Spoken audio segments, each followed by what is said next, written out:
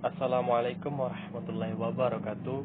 Pada video kali ini, kami dari kelompok 4, nama anggota sebagai berikut, akan membahas suatu perencanaan pesan-pesan persuasif. Perencanaan pesan-pesan persuasif merupakan suatu usaha mengubah sikap, kepercayaan, atau tindakan audiens untuk mencapai suatu tujuan.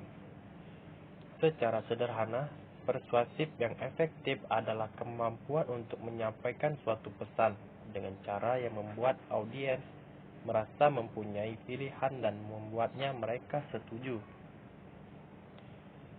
Pesan persuasif dapat dimulai dengan 3 cara, yaitu menganalisis audiens, mempertimbangkan perbedaan budaya, memilih pendekatan direct atau indirect. Mengembangkan pesan-pesan persuasif. Persuasif yang efektif mencakup 4 komponen penting, yaitu menetapkan kredibilitas, membuat kerangka dokumentasi audiens, menghubungkan audiens dengan hal-hal yang logis, dan memperkuat posisi Anda dengan menggunakan bahasa yang baik dan tepat. Menulis permintaan persuasif. Yang paling penting untuk diingat ketika menyusun permintaan persuasif untuk suatu tindakan adalah tetap menjaga batasan-batasan permintaannya. Oleh karena itu, dalam membuat suatu permintaan persuasif perlu diperhatikan khusus terhadap manfaat yang didapatkan, baik secara langsung atau tak langsung, dalam memenuhi permintaan tersebut. Penulisan pesan-pesan penjualan. Ada 2 jenis pesan-pesan persuasif, yaitu surat penjualan dan surat permohonan bantuan dana. Pesan-pesan ini meliputi brosur, formulir jabatan, atau surat-surat khusus lainnya. Beberapa kunci dalam menyampaikan pengaduan, permintaan, atau penyesuaian yang baik secara persuasif, yaitu: pertama, mengemukakan semua fakta dengan lebih rinci, logis, dan menarik pembaca. Kedua, mengekspresikan perasaan dengan tenang. Ketiga, memfokuskan kepada manfaat atas problem solusi. Dan yang keempat, memberikan pernyataan permintaan suatu tindakan secara spesifik dan beralasan.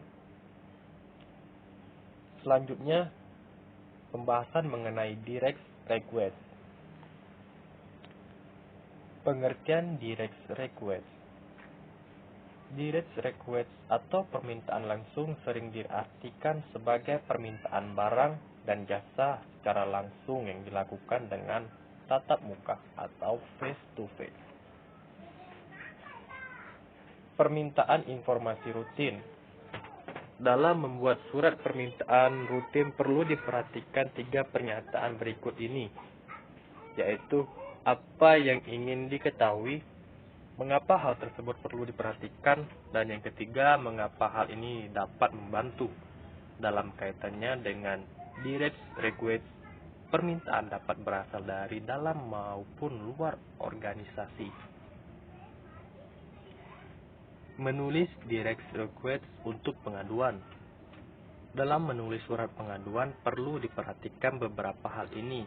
Yang pertama, jelaskan masalah yang kita hadapi secara rinci.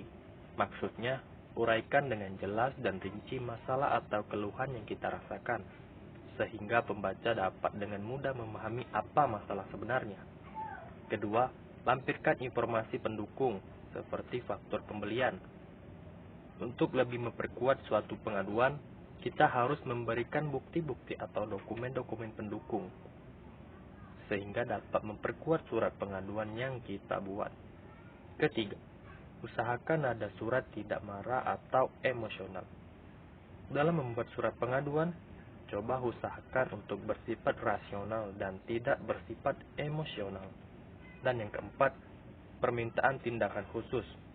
Dalam surat pengaduan yang kita buat, perlu dikemukakan apa harapan atau keinginan kita di kemudian hari terhadap adanya pengaduan tersebut. Jangan lupa cantumkan nama, alamat, dan nomor telepon secara lengkap. Berikutnya, surat undangan, pesanan, dan reservasi. Pada umumnya, pendekatan yang digunakan dalam menyusun surat undangan, pesanan, dan reservasi adalah pendekatan langsung. Yang pertama, surat undangan. Penulisan surat undangan biasanya menggunakan pendekatan langsung.